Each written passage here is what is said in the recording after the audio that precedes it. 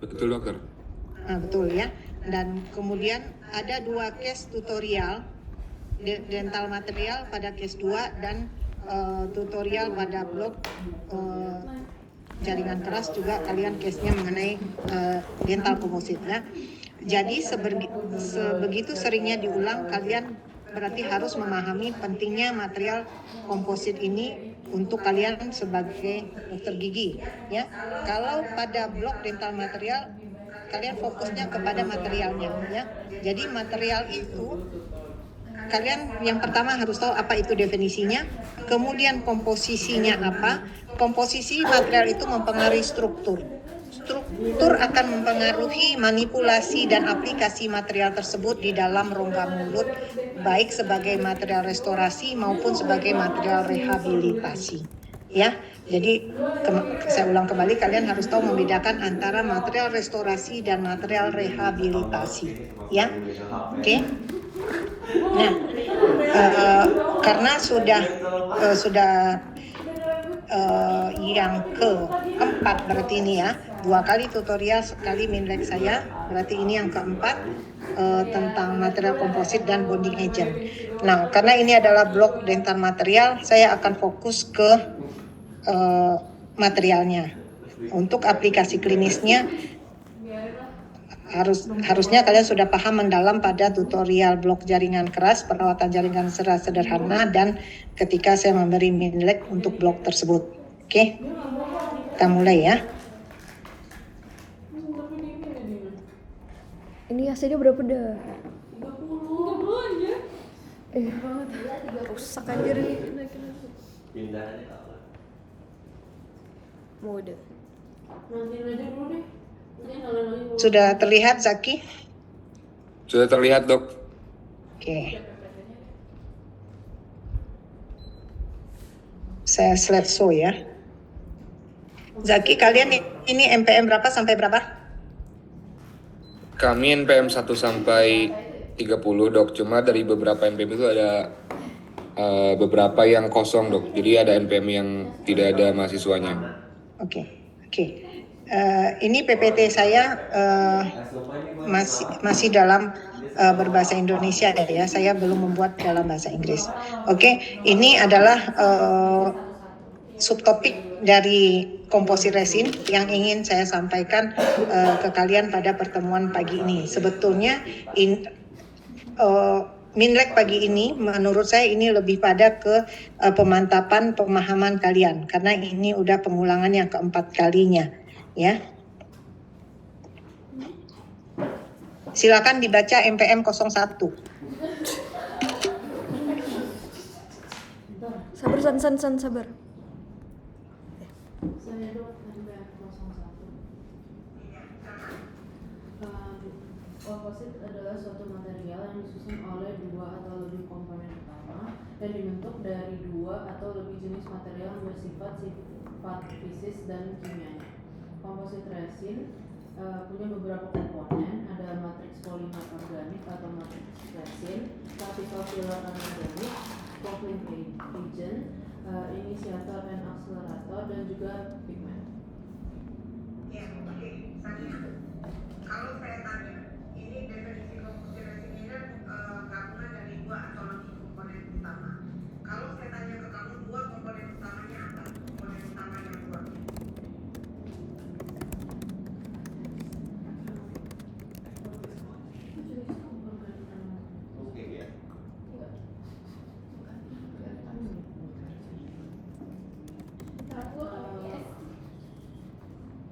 Gabungan dari matriks resin organik dan juga fillernya. Ya, jadi kalau ditanya 2 komponen utamanya, itu yang paling banyak komponennya adalah matriks dan fillernya, ya, matriks dan fillernya. Lalu kalau ada buku yang menyebutkan terdiri dari 3 komponen utama, apa saja komponennya? Matriks resin organik, filler, dan juga coupling agent. Ya, komposit itu matriks dan filler tidak bisa berdekatan tanpa adanya coupling agent. Oke. Paham ya sampai situ? Lanjut MPM 02.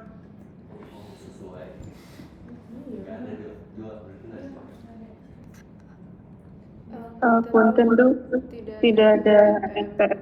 Jadi saya. Iya dok. Campuran matriks organik adalah campuran dari dua monomer dimetalkrilat. Lalu ada base monomer dan diluent monomer.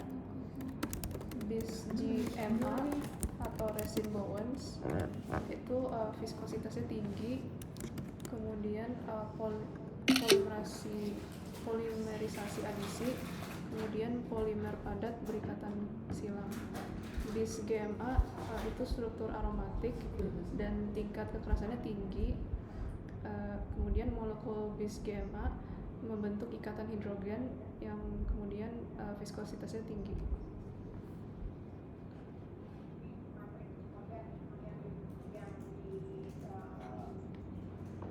Gunakan pada komposit resin, ya, komposit resin komersial saat ini itu kebanyakan merupakan Kenapa kalau aja?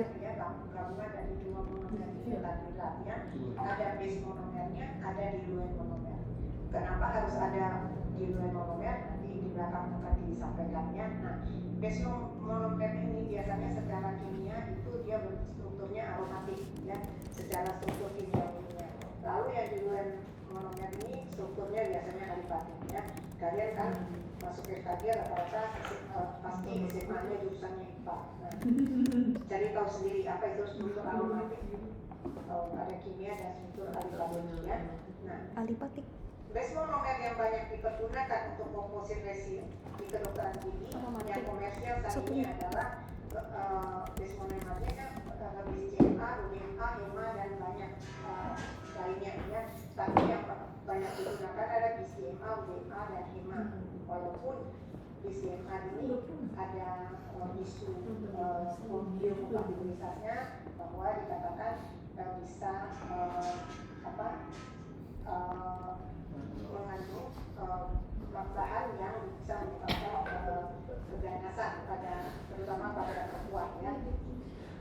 Tapi belum ada jurnal yang membuktikan bahwa ada kematian pada pasien dengan restorasi komposit yang banyak sekalipun di dalam dokter dunia, ya. Nah, BCMA ini atau disebut juga dengan resin Bowen karena yang menentukan sama tadi adalah Bowen, maka selain disebut BCMA ini namanya juga resin Bowen, ya. Di mana dia mempunyai viskositas tinggi. Viskositas tinggi berarti dia lepas, ya. Viskositasnya tinggi dan dia berpolimerisasi memadat, ya.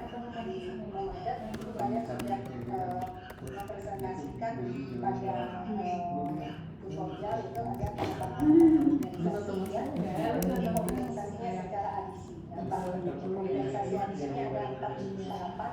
Ada juga referensi yang kemudian disediakan harus belajar aktivasi, imunisasi, propagasi dan Hah? saya harus tahu karena sudah dipresentasikan pada tutorial dan saya juga memberikan nah, jadi polimerisnya menjadi panjang monomer itu ketika mengalami polimerisasi dia menjadi panjang. Nah, polimer padat yang berikatan silang. Nah, di CMA tadi strukturnya aromatik, dia mempunyai tingkat kekerasan yang tinggi. Molekulnya ikatannya adalah ikatan hidrogen. Kalian tahu jenis-jenis ikatan yang kuat apa, ya? Ada ikatan hidrogen, van der Waals dan segala macamnya.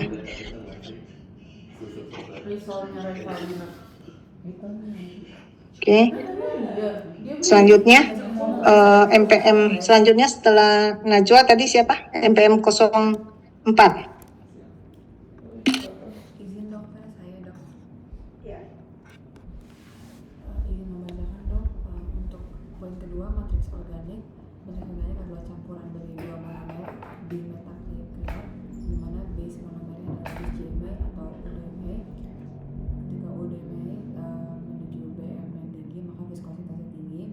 Lalu diluent monomer atau TGMA, di mana TGMA adalah gugus ether linkage dan viskositas rendah, di mana penambahan TGMA memiliki derajat konversi tinggi. Yang kedua adalah penambahan jumlah pilar, dan yang ketiga adalah kekerasan matriks resin meningkat karena ikatan silang meningkat. Jadi tadi matrik organiknya itu ada base monomer, ada diluent monomer. Base monomer yang umum digunakan atau bis DMA yang UDMA. Tadi bis DMA udah disampaikan ya sebelumnya pada slide sebelumnya. Dia viskositasnya tinggi, struktur kimianya aromatik ya. Berat molekulnya juga tinggi. BM ini berat molekul. UDMA juga begitu, berat molekul juga tinggi. Maka untuk menurunkan viskositasnya supaya mudah mencampurkannya nanti dengan filler, maka ditambahkan diluent monomer ya. Diluent monomer yang umum digunakan itu adalah TEJMA ya. TEJMA ini secara kimia dia merupakan gugus ether ya dan viskositasnya rendah. Apa keuntungannya menambahkan TEJMA pada matrik organik untuk komposit ini ya? Yang pertama dia akan meningkatkan derajat konversi ya. Derajat konversi itu adalah seberapa banyak monomer berubah menjadi polimer ya. Itu derajat konversi. Lalu bisa meningkatkan jumlah filler pada yang dapat dimasukkan ke dalam matrik dan bisa berikatan dengan matrik ya. Ketiga, akan meningkatkan kekerasan matrik karena akan banyak terbentuk ikatan silang pada saat matrik tersebut dipolimerisasi atau dikeraskan.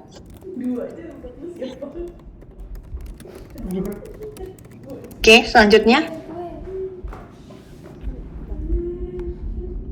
Baik Dok, perkenalkan saya Alifan dari NPM 3005. Selanjutnya adalah partikel filler anorganik, yaitu membantu dalam pengklasifikasian komposit resin berdasarkan bentuk, ukuran, dan distribusi. Ada kelas atau silika atau quartz, lalu ada silika koloidal, ada zirconia silika, ada barium silikat, ada strontium atau borosilikat glass, lalu ada zinc silikat dan lithium aluminium silikat.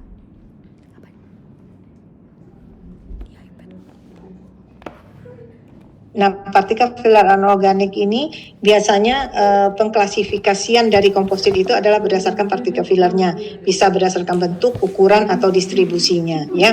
Nah, ini adalah di bawahnya adalah zirconia dan segala macamnya. Ini adalah filler yang biasa digunakan pada komposit resin, di mana semuanya berbeda-beda secara karakteristik dan sifatnya. Kalau misalnya Benar-benar. Oke, lanjutkan. Gue mau ngomong guys. Izin memperkenalkan diri Dok, saya Humaira dari PM 3006. Untuk slide selanjutnya yaitu ada partikel filler anorganik, di mana ini mengandung salah satunya ada silika koloidal yang berdiameter kurang dari 0,1 nanometer. Juga ada inert, koefisien ekspansi termal yang rendah, terus mudah dipoles dan mudah dikondensasi. Kemudian partikel yang kedua itu ada barium silikat yang sangat opak dan memiliki kekerasan yang sedang. Terus yang partikel filler anorganik yang ketiga itu ada quartz, sifatnya tuh sangat stabil dan susah untuk dipoles atau keras. Lalu untuk peningkatan partikel filler itu bisa menyebabkan yang pertama menurunkan koefisien ekspansi termal, di mana penyerapan air dan pengerutan itu polimerisasi. Kemudian yang kedua meningkatkan modulus elastisitas. Modulus elastisitas, di mana terdapat kekuatan tarik dan ketahanan fraktur. Iya. Ya, jadi tadi kan sebelumnya pada slide sebelumnya sudah disebutkan berbagai jenis partikel filler yang umum digunakan pada komposit resin ya. Masing-masing partikel filler yang digunakan itu mempunyai kelebihan dan kekurangan. Nah, partikel filler yang sering digunakan contohnya silika koloidal. Biasanya digunakan dengan ukuran diameternya 0,1 mikrometer ya, bukan nanometer, ini bacanya mikrometer. Dia bersifat inert, koefisien ekspansi termalnya rendah, mudah dipoles, mudah dikondensasi. Nah, ini kelebihannya. Barium silikat di mana dia sangat opak, kekerasannya sedang, ya. Lalu kalau quartz menggunakan quartz ini stabil tapi dia sangat keras, sukar dipoles. Apa manfaat keuntungan menambahkan partikel filler pada matrik resin, ya? Itu yang pertama, dia dapat menurunkan koefisien ekspansi termal, menurunkan penyerapan air, dan pengerutan polimerisasinya. Lalu yang kedua, keuntungannya dia meningkatkan modulus elastisitas, berarti kekakuannya bisa ditingkatkan, kemudian kekuatan tarik dan ketahanan terhadap fraktur. Dengan adanya penambahan filler ke dalam materi komposit tersebut akan meningkatkan sifat-sifat fisis dan mekanis yang diinginkan sebagai material komposit untuk material restorasi maupun untuk material rehabilitasi. Lanjut.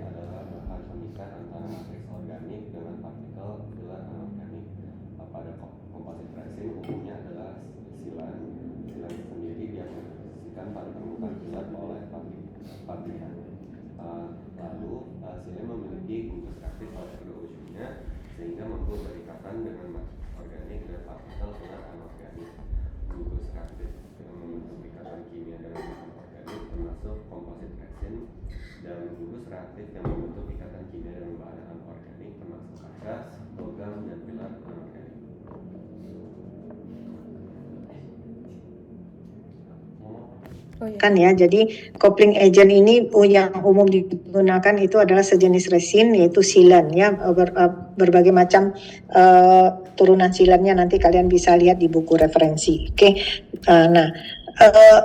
Silan ini kalau kalian membayangkan dalam sehari-hari, anggap ini seperti bahan perekat atau lem ya. Jadi dia mempunyai dua gugus atau dua permukaan. Jadi lem itu kita untuk merekatkan dua benda ya, membutuhkan material perekatnya misalnya lem. Nah, satu permukaan lem itu akan mengikat benda yang satunya ya, benda A. Permukaan yang lainnya dia akan mengikatkan berikatan pada benda B. Jadi material perekat itu atau lem tersebut mempunyai dua permukaan yang akan mengikat dua benda yang ingin kita ikatkan. Nah, itu gambarannya misalnya kalian mau melekatkan dua buah kayu ya pakai lem. Permukaan lem yang pertama akan mengikat kayu A. Lalu permukaan yang satunya lagi akan mengikat kayu B. Nah, coupling agent sendiri diberikan pada permukaan partikel filler ya. Jadi satu sisinya akan berikatan pada partikel filler ya. Jadi seluruh permukaan partikel filler itu akan berikatan dengan coupling agent. Kemudian sisi yang lain dari coupling agent tersebut dia akan berkontak atau berikatan dengan matrik resin ya. Nah, seperti ini yang perlu kalian cari di YouTube untuk membayangkan seperti apa sih gambarannya ya. Ya. Jadi makanya di sini dikatakan bahwa silan itu memiliki dua gugus reaktif pada ujungnya. Jadi maksudnya silan itu mengikat dua benda ya, dua benda. Kalau benda itu disebutnya adheren, kalau yang akan kita ikatkan material yang mengikatkannya disebut dengan adesif, peristiwanya adesi ya. Nah, jadi satu permukaan silan itu akan mengikat partikel filler, satu permukaannya lagi akan berikatan dengan matrik resin. Lanjut. Dan tambahkan seperti 32. Saya izin membacakan dong. Selanjutnya ada coupling agent. Coupling agent merupakan molekul organik bipolar. Silen memiliki molekul fungsional. Ujung grup silen mengikat gugus hidroksil pada partikel filler melalui reaksi kondensasi dan menghasilkan ikatan siloksane. Ujung metakrilat lainnya mengalami polimerisasi adesi dengan komposit resin ketika diaktifasi sinar atau secara kimia. Coupling agent membungkus permukaan partikel filler. Fungsinya yaitu peredam tekanan pada celah-celah antara partikel filler atau filler matrix interface. Jadi ikatan filler matrix mendistribusi gaya yang merata sehingga kekuatan ketahanan meningkat dibandingkan jika filler atau matrix secara terpisah. Kemudian retensi filler meningkat selama pemolesan dan juga biar resisten meningkat. Terima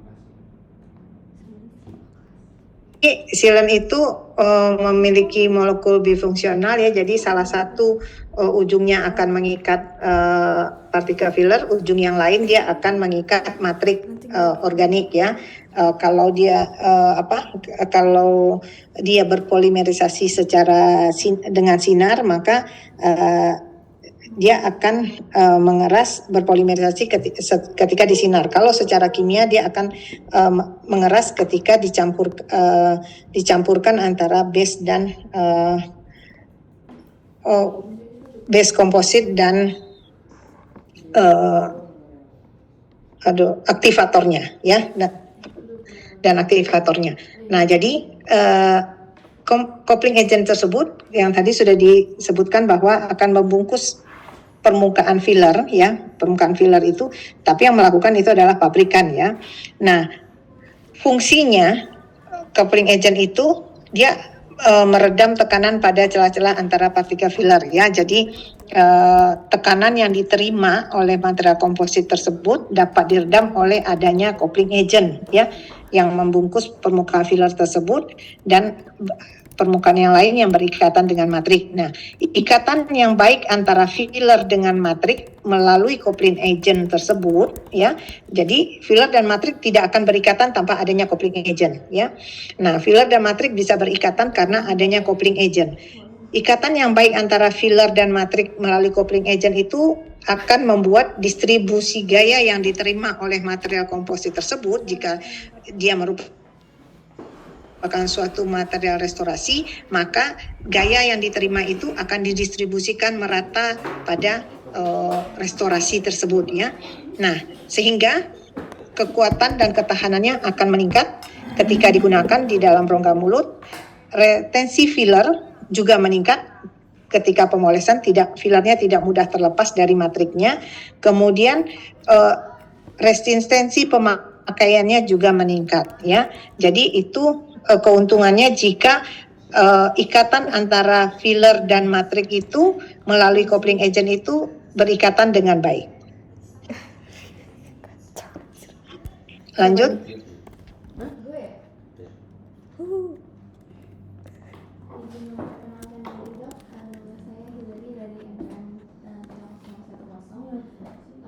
Untuk inisiator dan akselerator liquid composite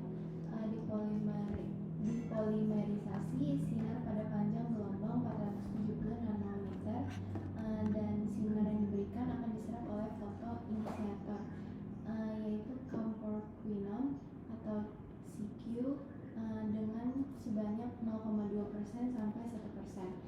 Dan untuk akseleratornya itu organik amin dan inisiator dan akselerator stabil pada temperatur ruangan. Aktivasi kimia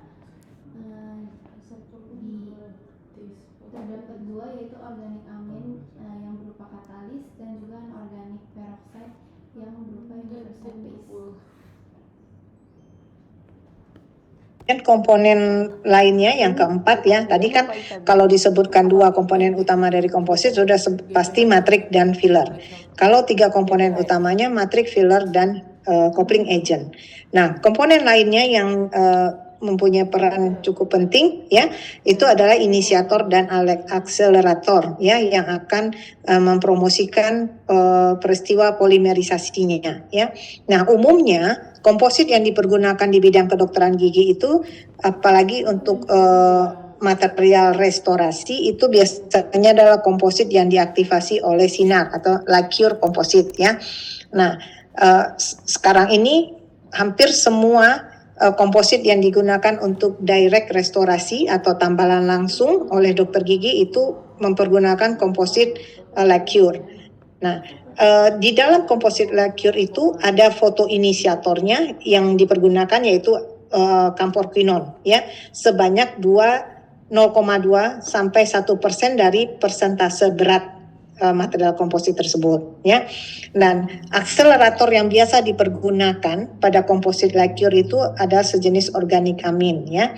Nah, di mana komposit ini kan disediakan dalam cup ya, dalam cup seperti pasta gigi. Nah, cupnya itu tahan terhadap sinar. Jadi sinar matahari langsung atau apapun, jadi dia tidak terpolimerisasi adanya sinar dari lingkungan tempat penyimpanannya ya. Jadi dia ataupun panas dari lingkungan tempat penyimpanannya. Jadi inisiator dan akselerator yang ada di dalam material komposit tersebut cukup stabil pada temperatur ruang dan sinar tampak lainnya sebelum dia diaktifasi menggunakan sinar khusus. Nah, komposit lainnya yang diaktifasi secara kimia, biasanya komposit yang diaktifasi secara kimia ini komposit yang dibentuk di laboratorium dulu ya. Jadi pembuatannya indirect ya, restorasinya indirect bukan direct, indirect restorasi. Nah, komposit yang diaktifasi secara kimia ini biasanya sediaannya dalam dua bentuk ya. Satu base-nya atau paste universalnya, pasta universalnya, kemudian ada katalisnya ya. Jadi nanti dicampurkan antara pasta universalnya atau base-nya ini dicampurkan dengan katalisnya. Setelah dicampur, kita punya waktu sekian menit untuk memanipulasinya sebelum dia mengeras sendiri ya. Seperti ibaratkan kalian mencampur sudah praktikum bahan cetak elastomer kan ya, mencampurkan antara base dengan katalisnya, kemudian dia akan mengeras sendiri. Lebih kurang komposit yang diaktifasi kimia itu juga begitu ya. Jadi kalau tidak mahir mempergunakannya, sebelum kalian manipulasi dia sudah mengeras ya. Lanjut.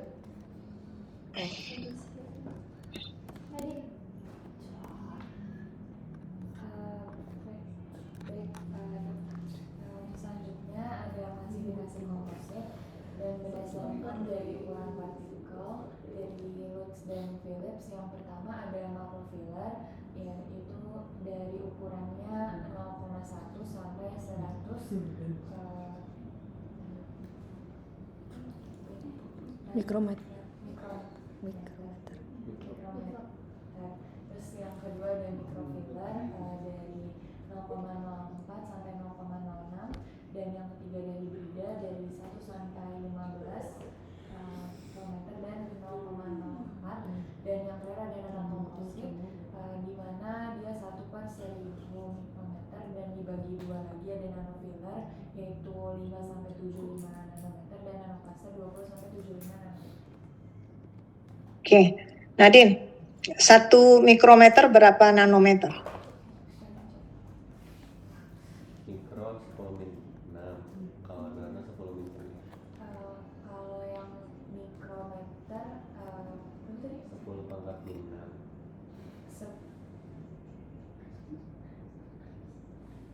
1 mikrometer itu 1000 nanometer. Ya, jadi 1 mikrometer itu 1000 nanometer ya. Nah, ini adalah klasifikasi komposit yang umum ya, yang banyak dipergunakan ya, itu berdasarkan Lutz dan Philip karena mereka yang pertama kali melaunchingnya, mengklasifikasikan ya berdasarkan ukuran partikel filler ya.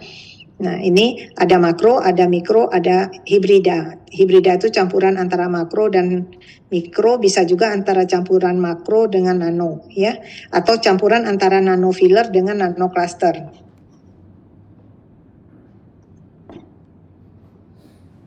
Lanjut, siapa berikutnya? Dok, izin bacakan. Selanjutnya komposit filler komposit microfiller kelebihannya adalah kekuatan tekanan 3-5 kali unfilled resin, terus modulus elastisitas atau kekakuannya 4-6 kali unfilled resin. Habis itu kekuatan tarik dan kekerasan 2 kali unfilled resin.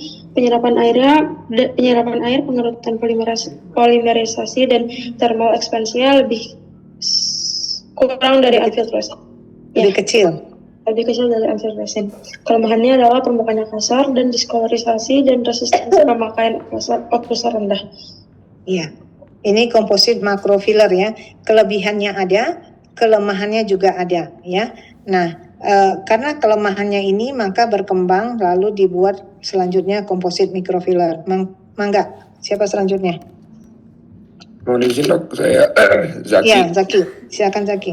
11 komposit mikrofiller dengan ukuran 40-50 nanometer dengan resistensi terhadap fraktur rendah, di mana persentase 34% sampai 50% dari beratnya adalah filler dengan kemampuan poles yang tinggi. Tetapi setelah dipoles, partikel utama atau silika akan mudah terlepas sehingga permukaan akan menjadi kasar dan mempengaruhi pantulan sinar yang sampai ke mata. Iya. Zaki, saya mau nanya. Gue baru satu. Kalau kita mengatakan suatu material itu kilap, kenapa Zaki? Kilap. Dulu memoles itu kan carving lilin, membuat incisivus, caninus sama premolar, incisivus, caninus atau premolar dan molar kan dipoles kan? Iya dok, Iya. dia mengkilap karena cahaya yang sampai ke permukaan benda tersebut terpantulkan kembali ke mata kita. Ya, benar ya. Jadi kita mengatakan mengatakan suatu benda itu mengkilap kalau sinar yang datang kepada material tersebut semuanya dipantulkan dan ditangkap oleh mata kita. Ya, jadi berarti pantulan sinarnya gimana, Zaki? Pantulan sinarnya berbalik dok. Jadi dia berbalik, bagaimana? Berpencar atau divergen atau konvergen?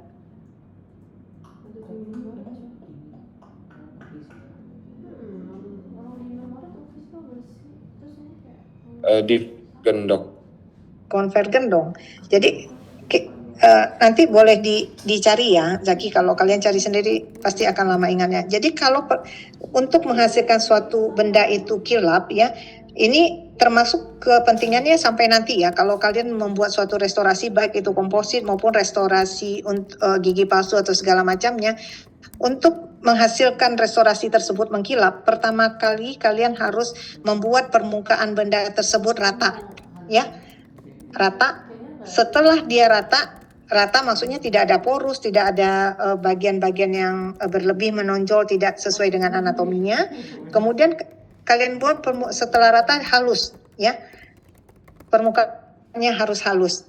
Setelah halus baru dia bisa mengkilap, ya. Ketika kalian misalnya kalau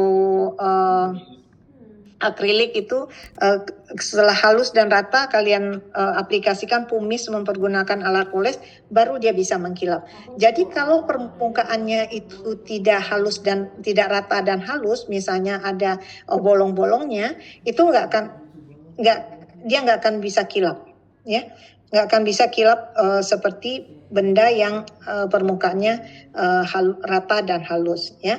Nah, itu bisa kalian bandingkan nanti ya. Coba lihat kalian praktikum apa sekarang ya. Membuat plat protesanya udah Zaki, akrilik. Kemarin baru sampai ke pembuatan pola lilinnya, dok. Akrilik, pola lilin. Nah, itu nanti kalian lihat ya. Bandingkan sesama kalian. Mana yang permukaannya rata dan halus? Kalau pemolesannya benar, pasti dia kilap. Tapi kalau permukaannya tidak rata dan halus, ada porosnya, dia tidak akan mengkilap. Ya, nah berlaku juga ini untuk komposit. Oke, paham sampai situ, Zaki?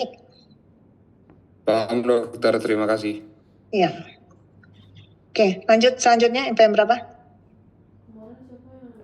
Saya bilangin kalau kucing yang bau. Ya, silakan Cindy. izin membacakan. Selanjutnya ada komposit hibrida.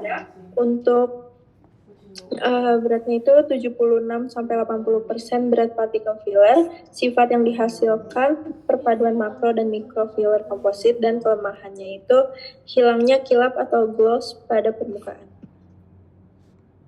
Ya. Nah, untuk menangani kekurangan dan kelebihan komposit makro dan mikro, dibuatlah komposit hibrida, campuran partikel fillernya makro dan mikro, tapi tetap ada kelemahannya, itu hilangnya kilap dan gloss pada permukaan komposit itu jika pada saat pemolesan yang terlepas ada kalau partikel filler dalam ukuran makronya terlepas, maka dia akan meninggalkan permukaan restorasi komposit yang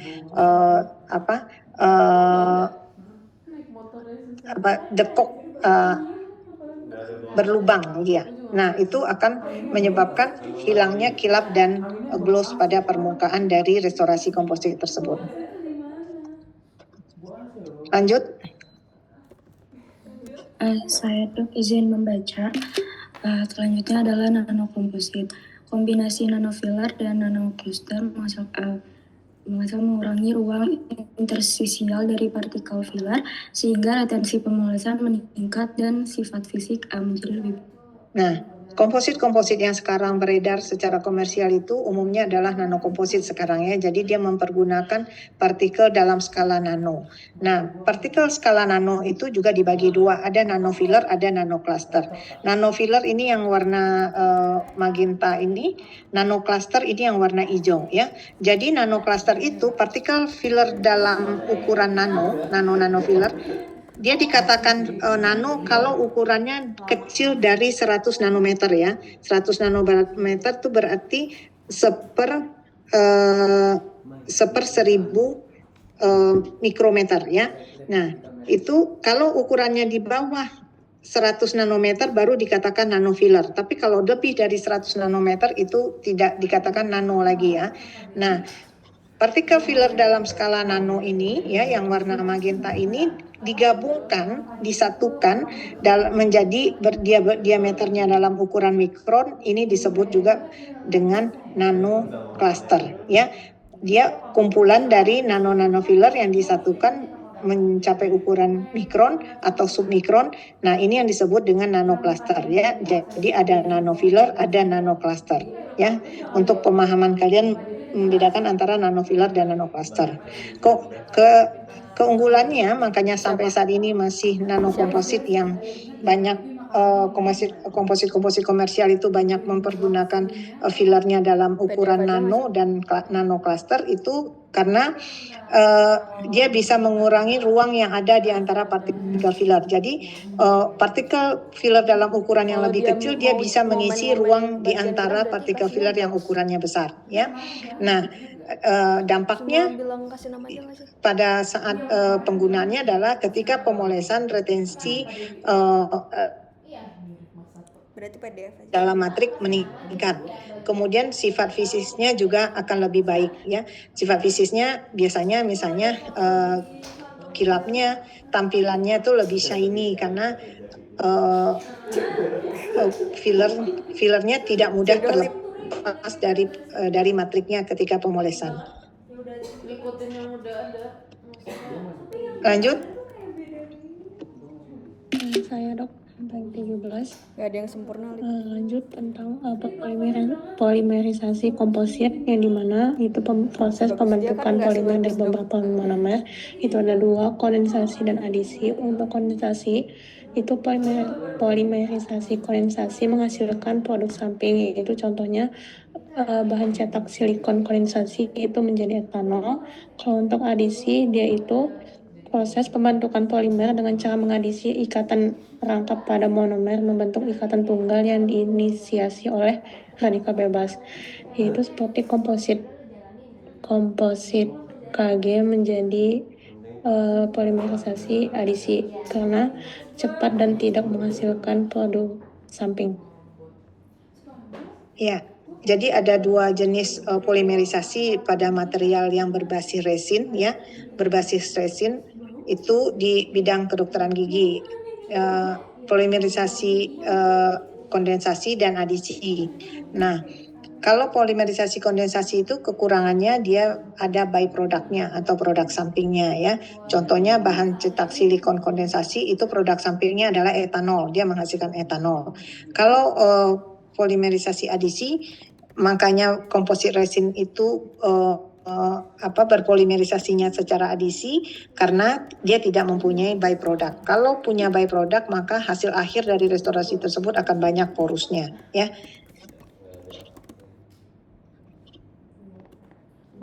Lanjut. Baik dok, izin melanjutkan. Salah satu cara untuk memperoleh radikal bebas melalui aktivasi sinar atau light cure composite. Lalu ada foto inisiator komposit yang diaktifasi sinar umumnya adalah camphorquinone R atau CQ. Apa sih? Ya. Ini untuk polimerisasi dari komposit yang diaktifasi oleh sinar itu kita memerlukan radikal bebas ya. Nah, bagaimana radikal bebas itu terbentuk? Ini ada dalam tahapan polimerisasinya. Oke, lanjut siapa? Dokter. Ya, oke.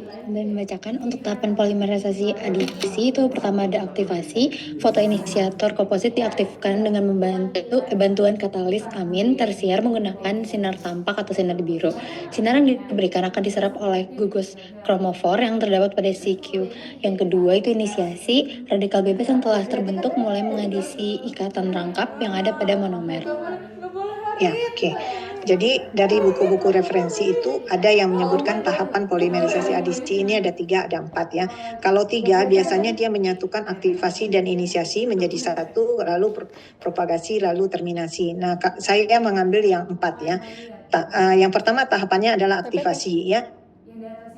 Jadi tadi sebelumnya pada slide sebelumnya sudah disebutkan bahwa di dalam komponen komposit resin kedokteran gigi itu setelah 3 komponen utamanya itu ada fotoinisiator dan aktivator.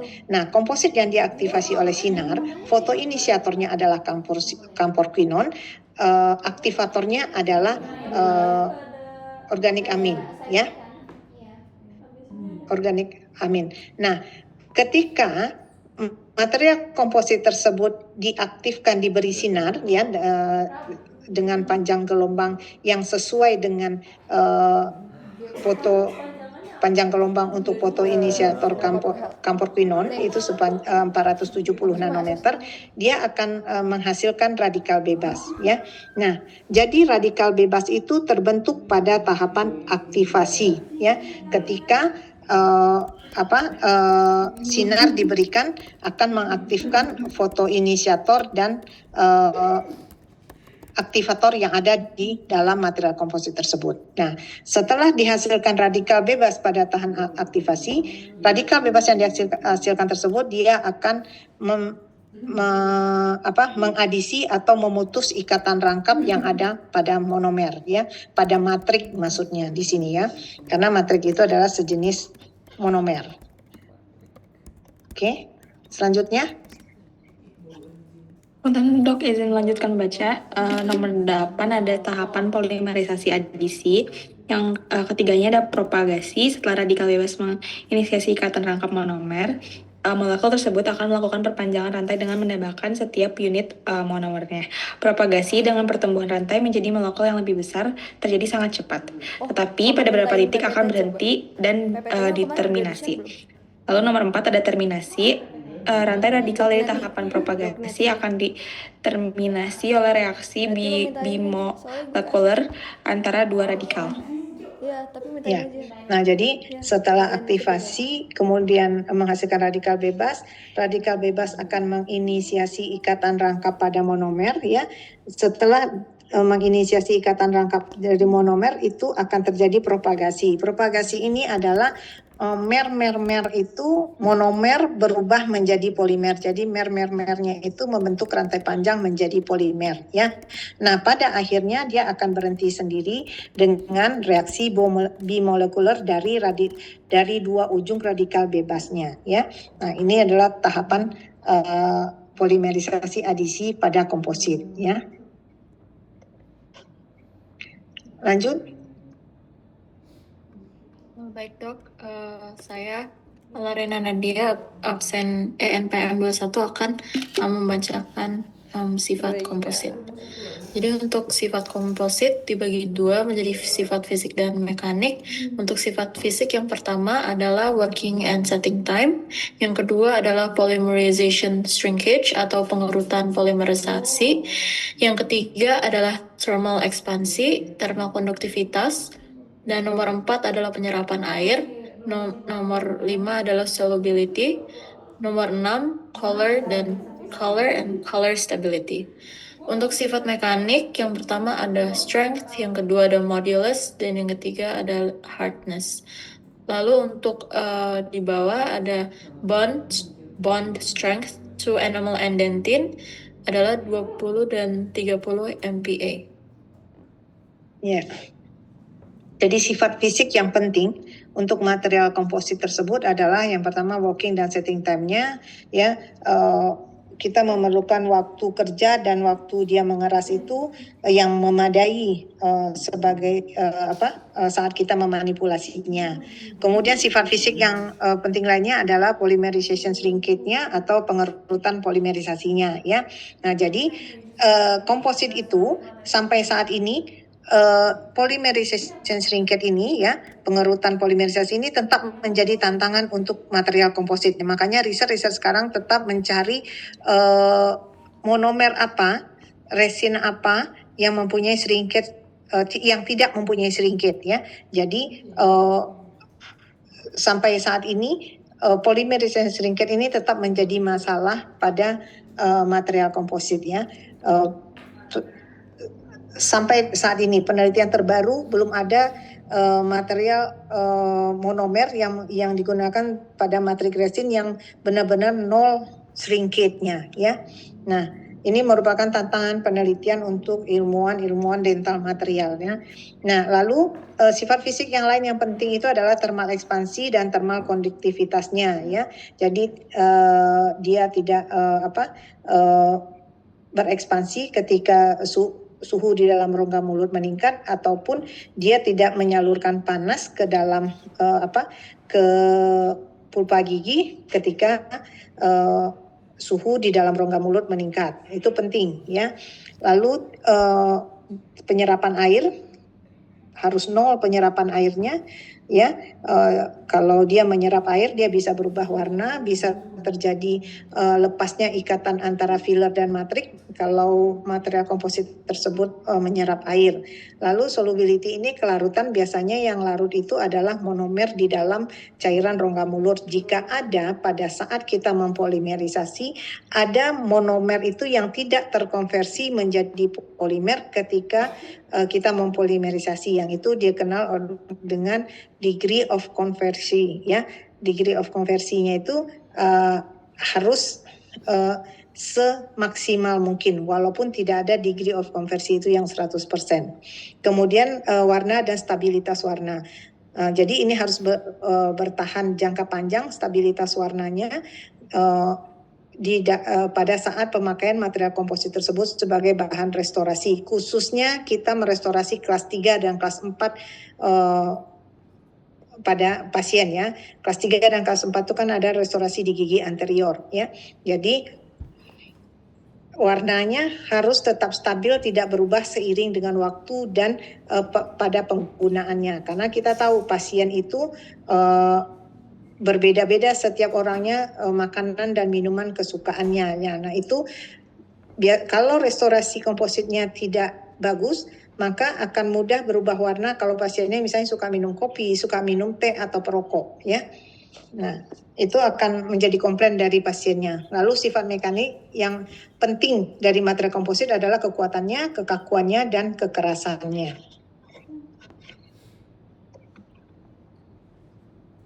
Lanjut, selanjutnya siapa? Saya dok. Ya. Baik dok, saya Eugenia dari NPM 3022. Sekarang saya ngomong untuk clinical properties. Pertama untuk depth of cure itu ada intensitas sinar, jarak sumber sinar, dan filler, kandungan, ukuran, dan jenis. Untuk DOC itu Depth of cure. Depth of cure itu 2 sampai 2,5 mm dan lama penyinaran 20 detik. Untuk radiopasitas, barium, strontium, dan zirconium. Lalu wear rates, lalu biokompatibilitas bisphenol A dan dimetaclirat estrogenik atau in vitro test. Ya, ini adalah clinical property yang penting untuk komposit resin ya. Yang pertama adalah kedalaman penyinaran atau depth of cure-nya ya. Nah, depth of cure ini dipengaruhi pertama kali oleh intensitas sinar ya. Intensitas sinar itu sinar yang dikeluarkan dari alat light cure yang kita gunakan untuk mempolimerisasi komposit tersebut. Kemudian jarak sumber sinar, maksudnya jarak dari ujung alat curing kita ya, itu dengan restorasi komposit yang akan kita keraskan. Kemudian filler ya, kandungan filler, ukuran filler itu mempengaruhi terhadap depth of cure atau kedalaman penyinaran ini, karena ada beberapa filler tersebut ada yang bisa membantulkan sinar itu terlalu banyak ya, sehingga dia tidak bisa mempolimerisasi optimal dari komposit tersebut. Dari referensi, depth of cure itu yang optimal itu adalah dengan ketebalan komposit resinnya 2 sampai 2,5 mm ya. Jadi kalau kavitas giginya itu lebih dalam dari 2 mm, lakukanlah teknik layering ya untuk menambal menggunakan komposit ya. Layering itu berarti berlapis. Bisa layering yang horizontal ataupun yang oblik ya. Kalian itu udah dipresentasikan pada tutorial blok jaringan keras ya. Nah, untuk ketebalan 2 sampai 2,5 mm ini, lamanya kita memberi penyinaran dengan alat light cure itu lebih kurang 20 detik. Ini berdasarkan referensi. Tapi kalau kalian menggunakan komposit nantinya menjadi dokter gigi atau pada saat di klinik, baca technical profil dari produk yang kalian gunakan. Biasanya mereka akan memberikan instruksi pada produknya ya. Misalnya kalian memilih warna A3 atau warna A5, dia akan memberikan saran. Untuk warna A3 ketebalan 2 mm, penyinarannya sekian detik. Warna A5 yang lebih gelap misalnya untuk ketebalan 1 mm 20 detik ya. Jadi baca technical profile. Nah, lalu radiopasitas, di dalam material komposit itu juga fillernya itu mengandung logam-logam berat itu untuk kemampuan supaya pada saat di foto ya, di foto ronsen akan terlihat bahwa itu ada restorasi komposit di dalam mulutnya ya, di giginya ada yang direstorasi dengan komposit, yaitu itu disebut dengan radiopasitas, kemampuan dia untuk bisa terlihat pada saat foto ronsen ya.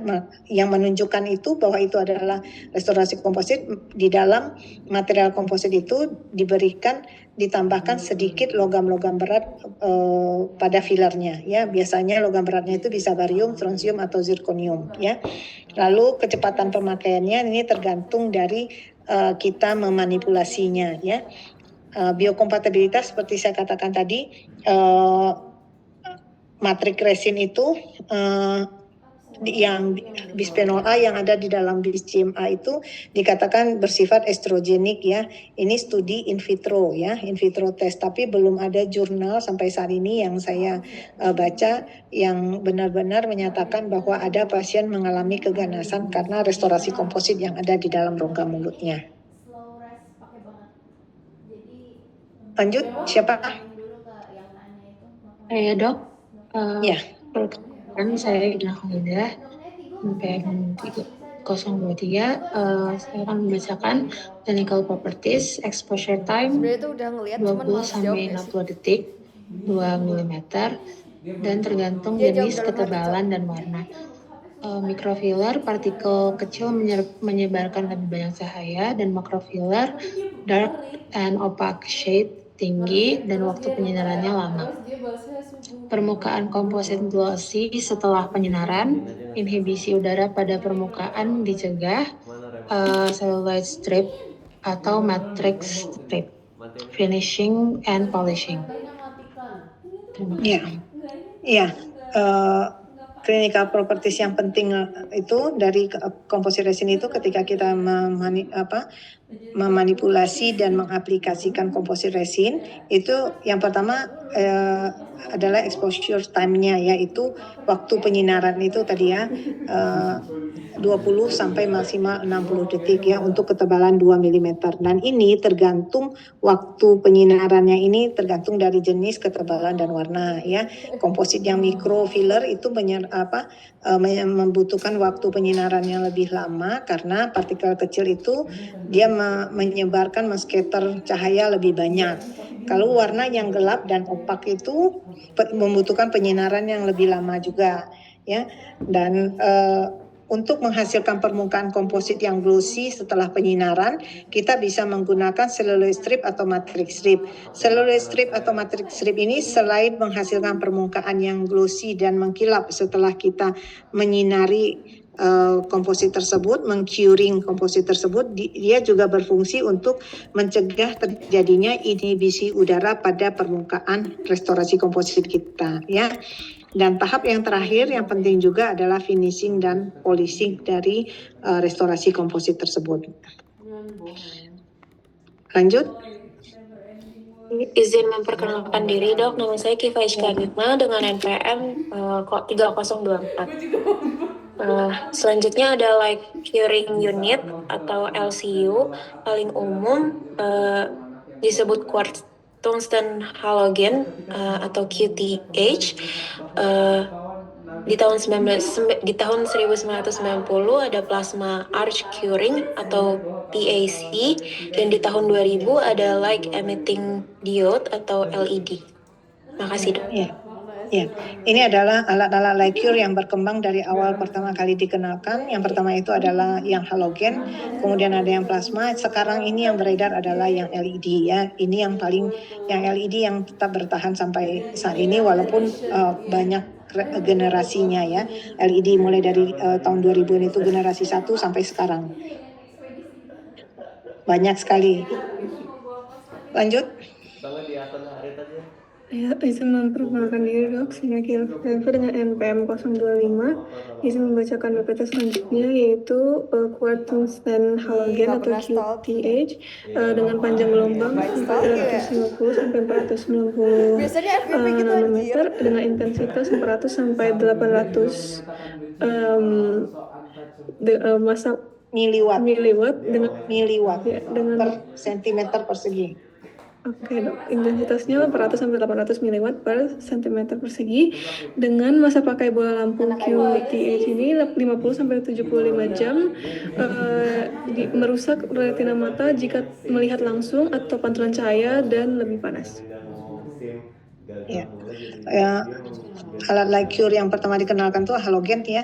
Nah, halogen ini mempunyai kekurangan, dia bisa merusak retina mata apabila pantulan sinarnya langsung terkena ke mata ya. Makanya kalau dulu waktu mempergunakan yang QTH ini, saya dulu mempergunakan waktu praktek ya, itu kita pakai kacamata yang gelap ya untuk menahan pantulan sinarnya. Kemudian kekurangannya yang lain, halogen ini alat light cure ini menghasilkan panas. Jadi pada alat yang kita pegang ini seperti gun ini, dia menghasilkan panas kalau dipergunakan beberapa kali dalam satu hari tersebut ya.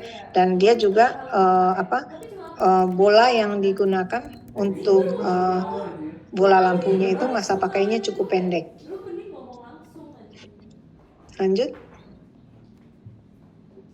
Saya dok Naira Finka NPM 3026. Selanjutnya plasma arch curing atau PAC, intensitas sinar yang tinggi, panjang gelombang 380 hingga 500 nanometer dengan puncak output 480 nanometer. 10 detik PAC sama dengan 40 detik QTH. Ya, ini plasma art ini intensitas sinarnya sangat tinggi. Saya tidak pernah mempergunakan dan tidak pernah melihat ya selama saya jadi dokter gigi. Yang pernah saya gunakan adalah yang halogen dan LED. Oke, lanjut. Hanya ada satu perempuan. Baik dok, saya izin perkenalkan diri, nama saya Diandra dengan NPM 3027.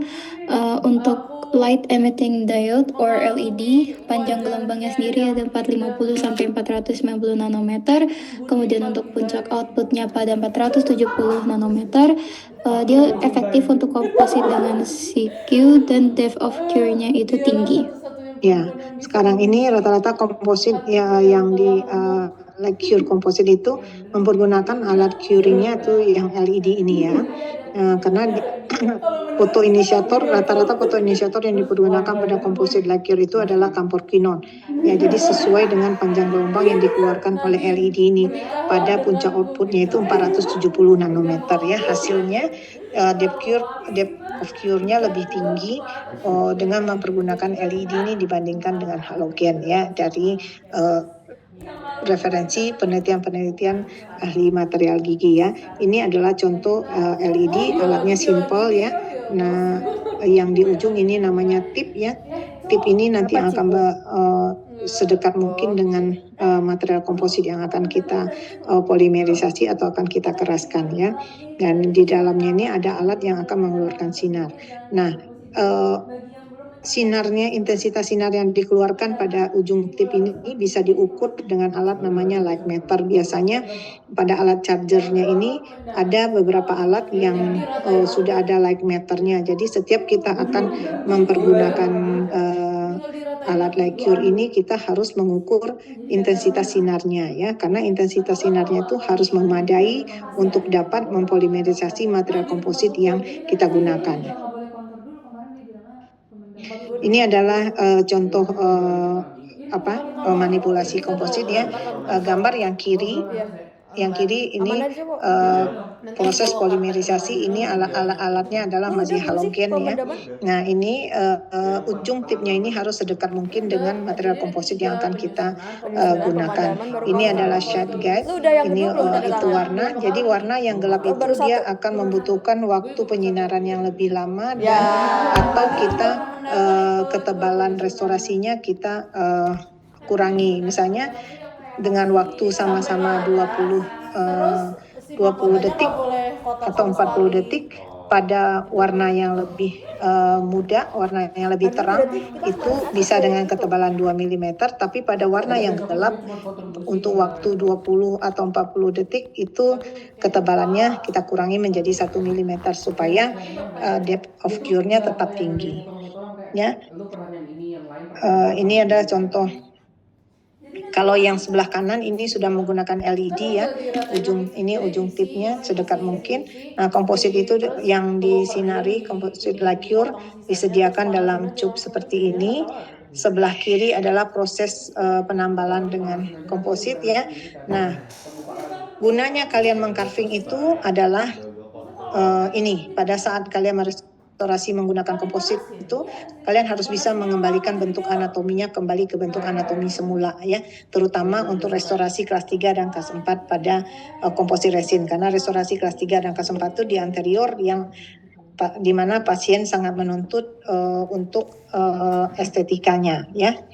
Dan ini alat polishing dari komposit. Ini adalah contoh komposit, sediaan komposit dengan bondingnya yang di bawah warna hijau, merah, dan hitam itu adalah bonding ya, bahan bonding. Oke, terima kasih.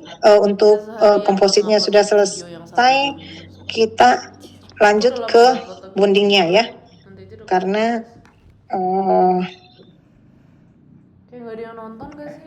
komposit resin dan bonding agent. Sebentar.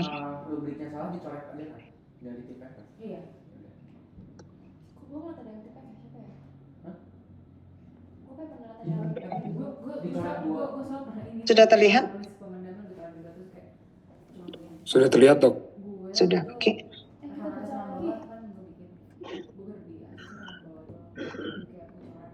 Oke, nanti kalau sudah habis MPM-nya ulang ke nomor 1 ya. Silakan. Lanjut ke sini. Baik dok, perkenalkan saya Najla dari NPM 3028. Jadi pertama itu ada bonding agent, prinsip adhesi, gaya tarik-menarik antara atom-atom dan molekul pada dua permukaan yang berbeda. Dua substrat yang direkatkan harus mempunyai close contact atau intimate contact. Lalu bahan yang merekatkan dua permukaan substrat atau komposit dengan gigi. Lalu kriteria adhesi adalah wettability substrat oleh adhesif, lalu ada viskositas adhesif dengan flow tinggi, dan juga morfologi dan kekasaran permukaan substrat. Jadi adhesif itu intermediary material atau substances untuk mendapatkan close contact antara dua. Ya, substratnya tadi adalah material komposit dengan gigi ya. Jadi komposit itu tidak bisa berikatan dengan struktur gigi tanpa bantuan bonding agent ya.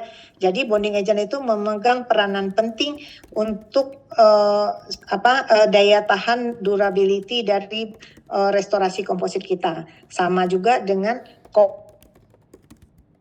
material komposit sendiri ya, yang mengikatkan antara matrik dengan fillernya ya. Jadi harus bisa membedakan jangan rancu antara coupling agent dengan bonding agent ya. Kalau coupling agent adanya di dalam material komposit tersebut. Kalau bonding agent adalah material yang digunakan untuk melekatkan material komposit ke struktur gigi ya. Nah, dia harus memenuhi kriteria adhesi, harus mempunyai wettability ya, yang mumpuni atau memadai sebagai bahan adhesif. Ya, kemampuan membasahi yaitu permukaan restorasi gigi kita.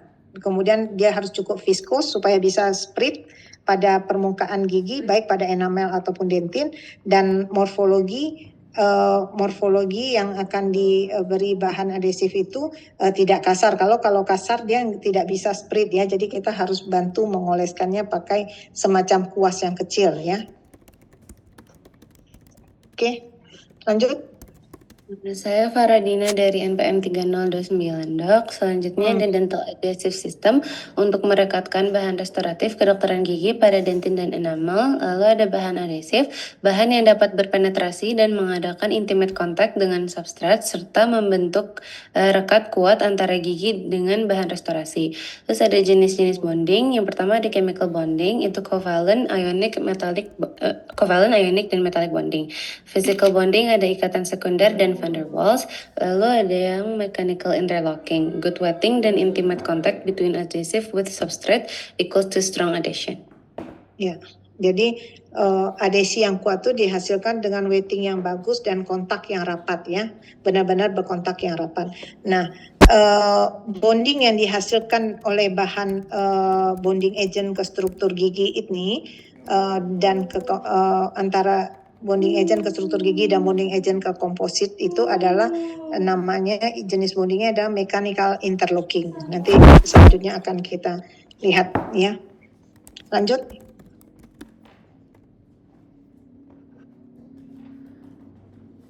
Izin dok, saya Tania, NPM 3011. Ulang lagi ya ke NPM 1? Iya dok.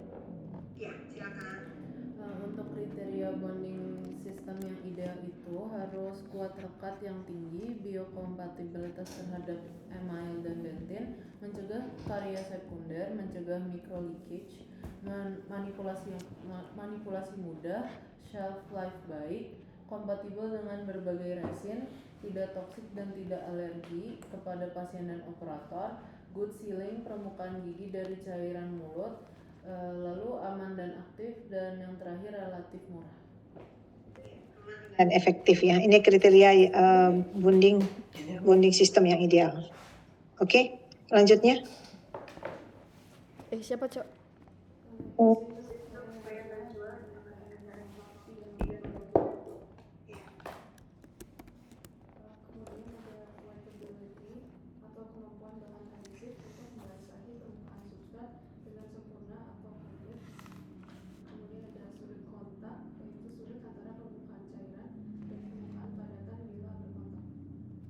Ya, sudut kontak ini maksudnya sudut kontak antara bahan adhesif dengan permukaan gigi ya. Oke, lanjut.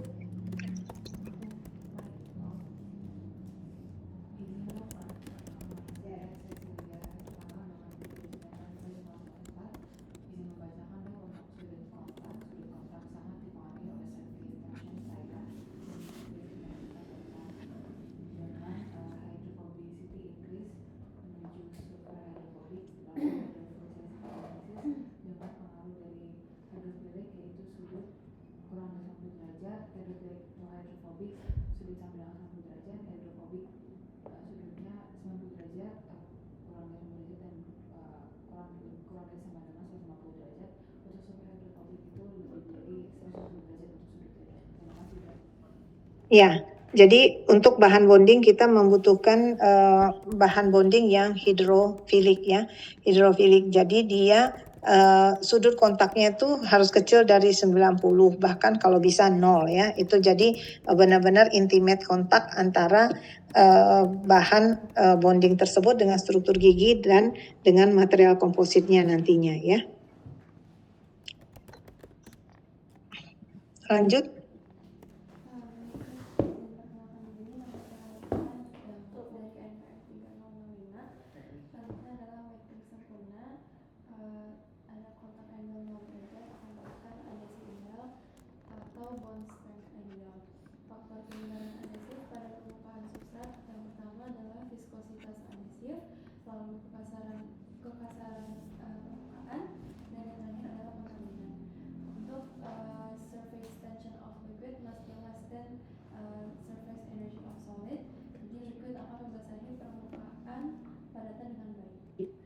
Ya, jadi bahan adhesif tersebut, bahan bonding tersebut dapat menyebar pada permukaan substrat. Kita memberikan bahan bonding tersebut pada permukaan gigi ya, gigi yang sudah restorasi.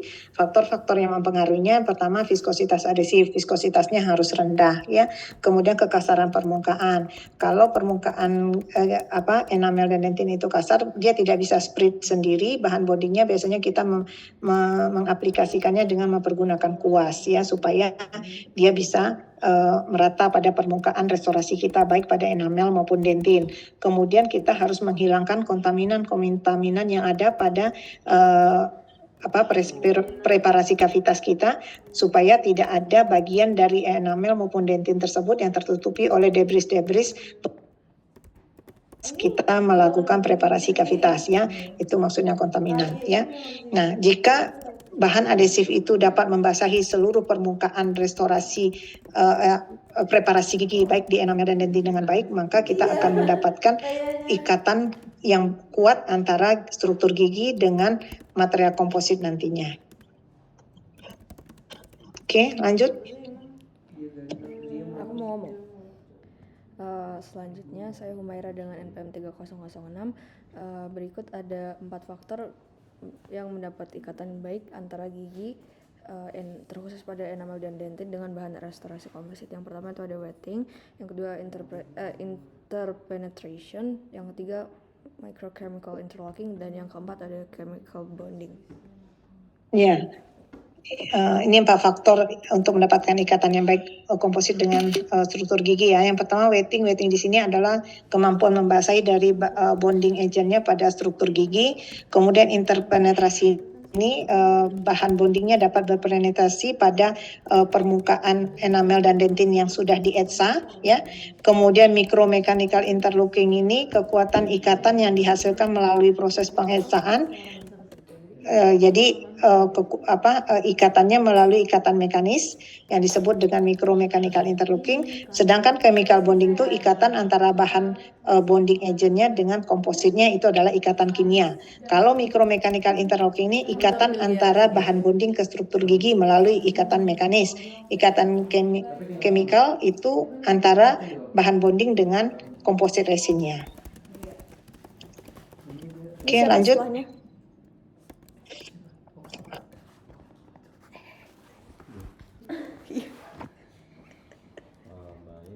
Selanjutnya saya akan melanjutkan presentasi yaitu komponen bonding agent yang terbagi menjadi 3. Yang pertama ada etchant, yang kedua ada primer, dan yang terakhir ada adhesif.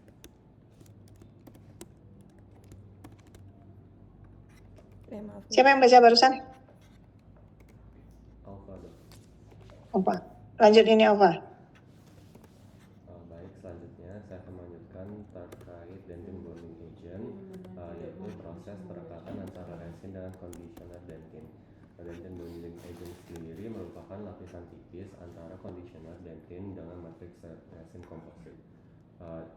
DBA atau dentin bonding agent adalah sebelum adanya teknik total etsa yang di enamel dan dentin. Ya, jadi Bonding itu sulit dulu didapatkan pada enamel ya, pada dentin, karena dentin itu strukturnya berbeda dengan enamel. Pada enamel itu lebih mudah mendapatkan ikatan yang baik antara komposit dengan struktur gigi pada enamel dibandingkan dengan dentin. Kenapa? Karena kita tahu dentin itu strukturnya sangat berbeda dengan enamel, di mana dentin mengandung komposisinya organiknya lebih banyak daripada enamel ya. Di dentin kita ada ada kolagen, ada kandungan air juga yang lebih banyak daripada enamel. Jadi sulit mendapatkan ikatan yang kuat antara bahan bonding dengan struktur dentin dibandingkan bahan bonding dengan enamel. Makanya ada dentin bonding agent disebutkan di sini ya. Oke, selanjutnya.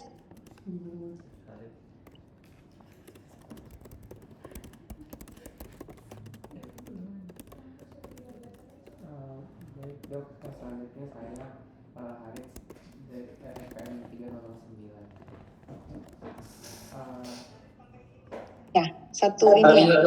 Sebelumnya oh, ya. Izin menggunakan device Dok. Ya.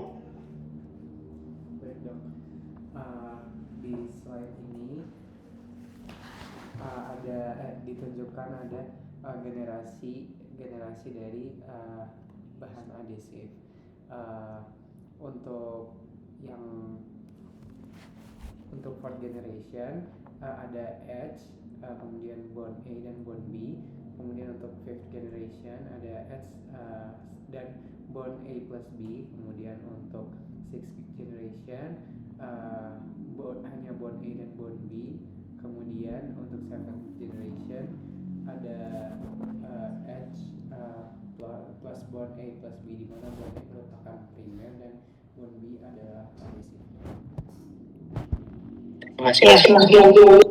Ya, ini adalah perkembangan bahan bonding ya, bahan bonding dari awal. Jadi bahan bonding itu terdiri dari 3 komponen ya. Jadi ada etsa, ada primer, ada adhesifnya ya. Nah, dulu terdiri dari 3 generasi dari 3 komponen ini. Jadi disediakan dalam 3 botol, ada etsa, ada primer, ada adhesif ya. Nah, sampai generasi keempat. Generasi keempat itu terdiri dari 3 botol, ada etsanya, ada bahan primernya, itu bond A, dan bond B itu bahan adhesifnya ya. Nah, generasi kelima itu disediakan dalam 2 botol, itu yang satu botolnya adalah etsanya, biasanya phosphoric acid 37%, dan botol yang kedua adalah gabungan antara primer dengan adhesifnya. Nah, generasi keenam itu etsanya digabung dengan bahan primer, lalu adhesifnya tersendiri. Jadi disediakan dalam 2 juga, tapi etsanya dimasukkan di dalam primernya, digabung. Kemudian generasi ketujuh itu digabung semua, etsa, primer dan adhesif digabung dalam 1 botol ya. Ini perkembangan dari bahan bonding agent ya. Nah, sekarang itu kalau dari referensi-referensi yang banyak digunakan dan pengalaman klinis dari dokter gigi yang praktek ya, mereka lebih suka yang generasi keempat dan generasi kelima ini. Jadi bahan etsanya itu terpisah sendiri ya. Lalu adhesif, primer dan adhesifnya yang dipisah ataupun digabung. Ini berdasarkan referensi dan pengalaman klinis dokter-dokter yang mempergunakan, ini katanya menghasilkan kuat rekat yang lebih bagus ya. Silakan selanjutnya. Hills kah? Habis Harit siapa?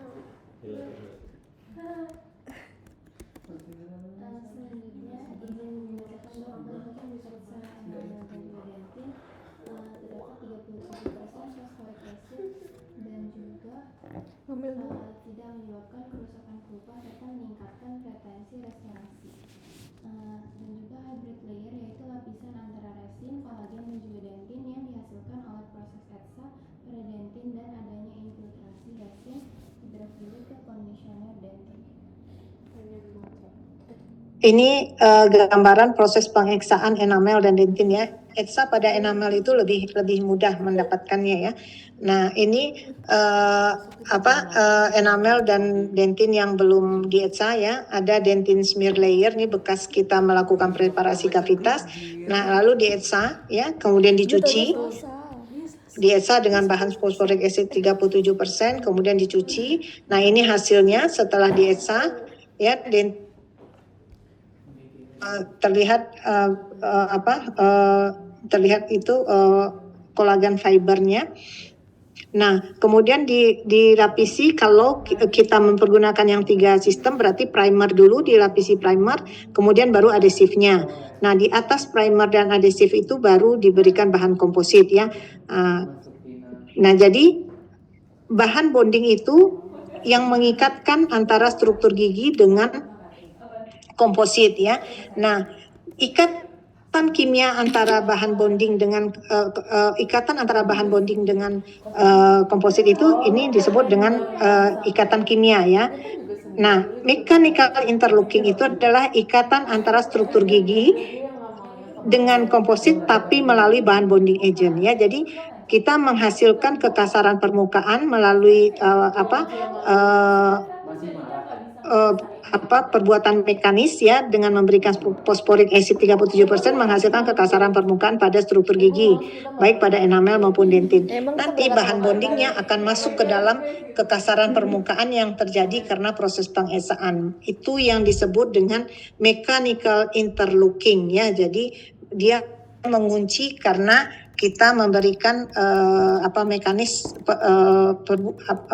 perlakuan mekanis pada struktur gigi dengan melakukan pengesaan mempergunakan fosforik acid 37% ya. Oke, lanjut. Nadine nggak sih? Untuk selanjutnya, conditioner dentin yang ideal bersifat hydrophilic. Jadi dia menggeser cairan dentin dan membasahi permukaan dentin, yang mana memungkinkan berpenetrasi menembus wali dentin, lalu bereaksi dengan komponen organik atau anorganik dan terjadi perekatan dengan testing restoratif. Conditioner dentin harus merupakan suatu monomer hidrofilik yang dapat dengan mudah infiltrasi dengan serat kolagen yang dihasilkan dari proses eksanya. Ini cukup bisa dipahami ya. Oke. Selanjutnya.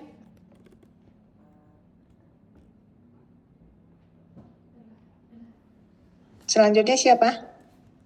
Izin bacakan dok, saya Kepala dengan NPM 13. Selanjutnya saya akan membacakan ilustrasi tahapan ETSA, bonding, dan aplikasi komposit. Yang pertama yaitu yang A, permukaan enamel atau substrat. Yang kedua yang B, mikrotak yang terbentuk setelah di ETSA. Yang ketiga dalam ilustrasi C, bonding yang diaplikasikan pada mikrotak. Selanjutnya yang D adalah komposit yang diaplikasikan di atas bonding. Ya, saya ulang lagi ya. Jadi ini adalah permukaan struktur gigi baik enamel ataupun dentin ya, bukan hanya enamel ya. Karena kita melakukan penambalan itu justru lebih banyak pada bagian dentin. Enamel itu hanya beberapa mili dari struktur gigi kita ya. Nah, jadi ini struktur permukaan gigi baik enamel atau dentin. Lalu kita melakukan proses pengesaan pada kavitas tersebut baik pada enamel maupun dentin. Proses dari pengesaan tersebut akan dihasilkan kekasaran permukaan pada enamel dan dentin yang disebut dengan mikrotek ya. Setelah dietsa harus dicuci ya. Dicuci, nah menghasilkan kekasaran permukaan pada permukaan enamel maupun dentin yang disebut dengan mikrotek ya. Mikrotek ini lubang-lubang ini mikrotek. Nah, kemudian kita aplikasikan bahan bonding. Bahan bonding masuk ke dalam mikrotek yang dihasilkan dari proses pengeksaan ini ya, itu yang disebut dengan ikatannya micromechanical interlocking. Nah ya, supaya kalian paham. Nah, jadi ikatan micromechanical interlocking itu antara struktur gigi dengan bahan bonding ya, ikatannya micromechanical interlocking. Kemudian ikatan kimia terbentuk antara permukaan ya, satu permukaan dari bahan bonding akan berikatan dengan struktur gigi, permukaan yang lainnya ya, bimolekular tadi itu ini ya, yang dimaksudnya satu permukaannya berikatan dengan struktur gigi, satu permukaan yang lainnya akan berikatan dengan material komposit yang kita berikan di atas bahan bonding tersebut. Nah, ikatannya secara kimia. Ya. Nah, ini adalah gambaran scanning elektron mikroskop dari dentin yang sudah dilakukan ESA dengan fosforic acid 37%. Nah, ini tek-tek yang terbentuk ya. Jadi tubulus-tubulus dentin itu terbuka menjadi lebih kasar. Nah, ini gambaran proses ESA dan manipulasi komposit resin. Di sebelah kiri adalah gambar gigi yang diberi dengan ESA. Dulu ESA itu bentuknya seperti gel, sekarang tetap, setahu saya tetap gel ya. Nah, ini setelah di ESA itu permukaan gigi itu jadinya seperti memutih tuh, kalau dilihat dengan mikroskop menjadi bentuknya ada rongga-rongga mikrotek yang terbentuk ya. Yang di kiri gigi yang diberi ESA, di bawahnya gambaran SEM dari gigi yang belum di ESA. Yang di kanan gigi yang sudah di ESA sudah dicuci, dan di bawahnya adalah gambaran SEM. Terlihat bahwa terbentuk mikrotek pada permukaan gigi yang diproses ESA ya. Nah, kiri bawah gambarannya ini adalah yang di bawah itu, E itu adalah enamel ya, BA bonding agent, C itu komposit. Jadi jelas di sini gambarannya bahwa bonding agent masuk ke dalam tubulus-tubulus yang ada pada gigi, kemudian membentuk ikatan mikromechanical interlocking, ada bahan bonding agent, kemudian bonding agent pada satu permukaannya akan berikatan dengan komposit melalui ikatan kimia ya. Oke. Nah, ini yang kanan yang kecil ini adalah bentuk dari mikrotek yang terbentuk ya, seperti celah halus ini. Itu adalah gambaran scanning elektron mikroskop dari mikrotek ya. Ya, jadi mikrotek itu ukurannya lebih kurang sepanjang 0,2 mikron. Kalau makrotek itu bisa 3 sampai 5 mikron ya. Ini adalah referensi yang saya pergunakan. Cukup sekian materi komposit secara material dari saya, baik komposit resin maupun bonding agentnya. Apakah ada pertanyaan?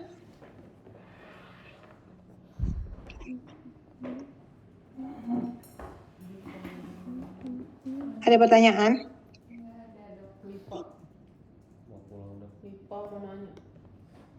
Zaki, ada yang mau ditanyain Zaki? Izin dok, untuk saya pribadi belum ada dok. Nah, berarti kalau belum ada berarti cukup paham ya, sangat paham bahkan ya. Jadi nanti kalau ujiannya harus benar semua ya, maupun sokanya nanti ya. Oke, kalau tidak ada pertanyaan, kita cukupkan pertemuannya sampai di sini, Zaki dan yang lainnya. Siap dokter. Ya, oke. Kalau tidak ada pertanyaan, terima kasih atas perhatian dan kerjasama kalian pada mini lecture saya di pagi